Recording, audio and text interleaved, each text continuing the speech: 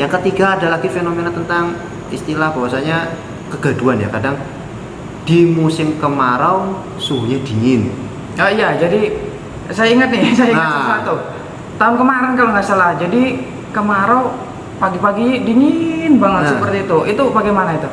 Nah itu, jadi di musim kemarau itu sering terjadi suhu minimum, dan di musim hujan itu sering terjadi suhu maksimum. Nah, jadi gini, dijelaskan dulu maksudnya suhu minimum, suhu maksimum seperti jadi itu. Intinya tuh di musim kemarau itu sering terjadi suhu dingin, terutama di pagi hari. Dikarenakan kenapa? Kita tahu di musim kemarau itu matahari berada di utara wilayah Jawa atau di utara Katulistiwa, sehingga utara berarti di atasnya Pulau Jawa, sehingga intensitas atau kekuatan energi yang dipancarkan oleh matahari cenderung lebih sedikit seperti itu. Oh, sehingga suhunya nanti dingin seperti itu.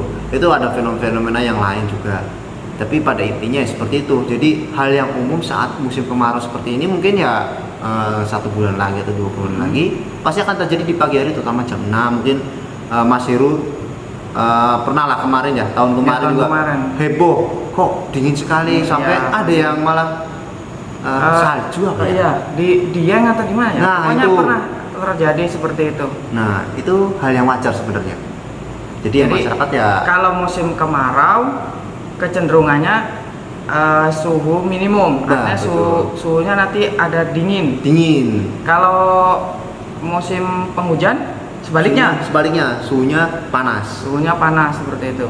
Itu karena dari posisi mataharinya sendiri, selatan gitu ya. Sebaliknya juga posisi matahari semuanya ada di selatan, sehingga suhunya menjadi panas, terutama siang-siang gitu kan. Kita merasakan siang panas sekali, sore hujan. Itu ciri-cirinya di musim hujan seperti itu.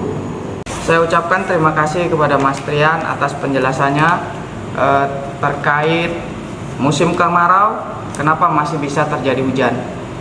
Kesimpulan dari perbincangan kita tadi, yang pertama, musim kemarau masih bisa terjadi hujan namun intensitasnya rendah.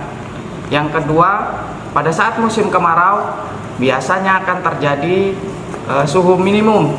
Yang ketiga, setiap daerah memiliki karakteristik musim yang berbeda-beda seperti itu.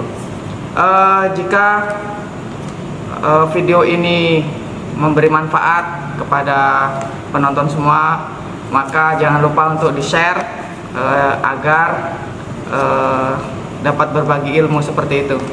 Saya ucapkan terima kasih Mas Trian sekali lagi.